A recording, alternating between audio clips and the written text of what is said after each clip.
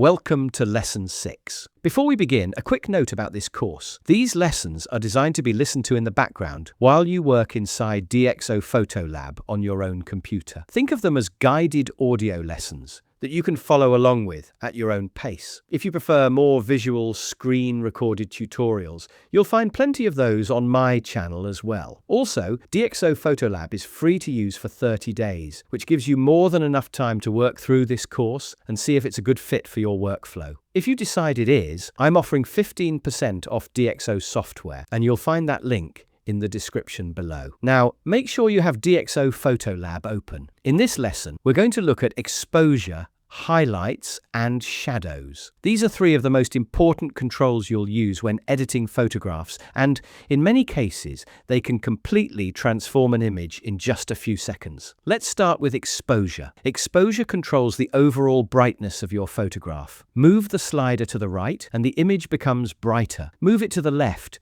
and the image becomes darker. Think of exposure as the master brightness control for the entire image. If a photograph feels too dark overall, exposure is usually the first place to start. If it feels too bright, exposure is often the first adjustment to reduce. However, exposure affects the entire photograph. Sometimes that's not what we want. This is where highlights and shadows come in. Highlights control the brighter areas of an image. Think about bright skies, clouds, reflections, white clothing, or any area that appears very bright. If these areas look too bright, try reducing the highlights slider. You'll often be able to bring back detail that appears to be disappearing in those brighter areas. Now let's look at shadows. Shadows control the darker parts of the image. These might include dark buildings, shaded areas, clothing, hair, or anything sitting in shadow. If those areas feel too dark, increase the shadows slider. You'll often reveal detail that wasn't immediately visible. A very common workflow is this. First,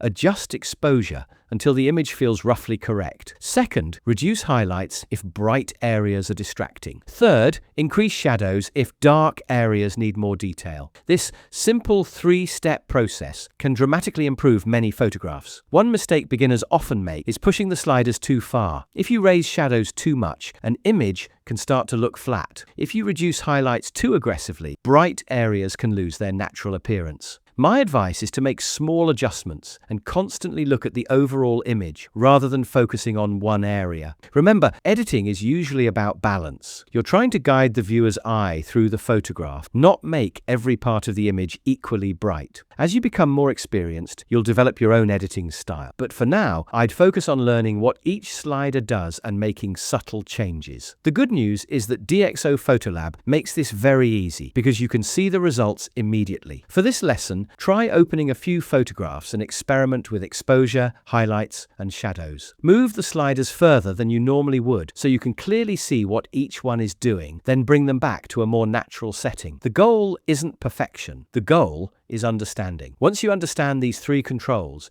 you'll already be making significantly better edits. In the next lesson, we'll look at white balance and learn how to correct colors that are too warm or too cool. Don't forget to subscribe to Simon DxO for more tutorials. And if there's something you'd like me to cover in a future lesson, leave a comment below and I'll do my best to help. I'll see you in Lesson 7.